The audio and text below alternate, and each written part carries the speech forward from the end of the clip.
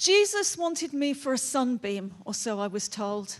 I was that long-lost sheep he wanted in his fold. No, don't mock. When he came to knock, I joined the flock. I stood in line to be branded as his stock. They said that he would dock my tail and shear my fleece, but I said, yes, please, because I longed for that perfect peace that they talked about.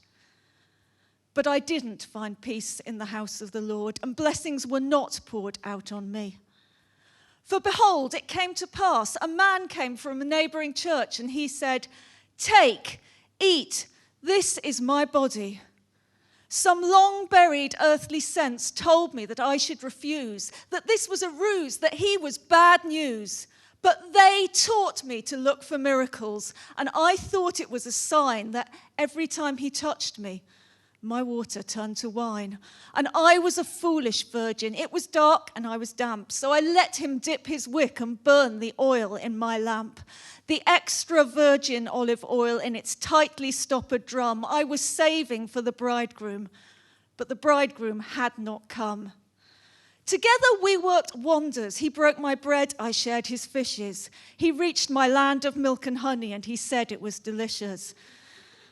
He found the light beneath my bushel, and he saw that it was nice. He split my oyster, then he found my pearl beyond all price.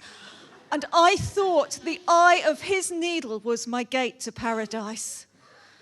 But afterwards he always said, let's keep this to ourselves for a bit. Don't tell anyone. It can be our little secret.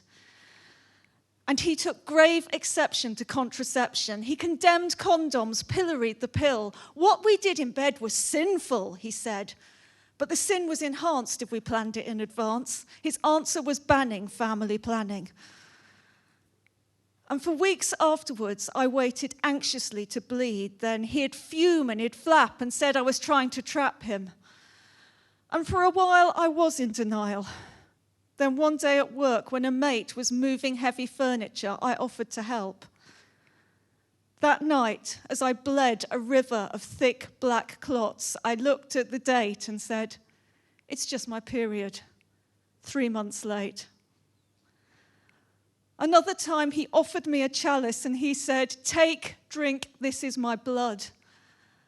But I don't think it was blood and I don't think it was wine. It knocked me out as cold as Lazarus. I don't remember getting home, but that night, when I came to in my bed and tried to rise from the dead, I felt the weight of his body weighing me down like a stone blocking the mouth of my tomb. I'd asked for an egg and he gave me a scorpion. I'd asked for a fish and he gave me a snake. So I cried to the church and said, someone please help me. Please, someone help me for Jesus' sake. And they said, judge not that ye be not judged. We cannot cast a stone. No one can condemn his sins but Jesus Christ alone. We have to show forgiveness no matter what he's done. He was the late hired vineyard worker. He was the prodigal fucking son. He was that wicked tax collector who atoned and climbed a tree. So they killed the fatted calf for him. And they crucified me. Thank you.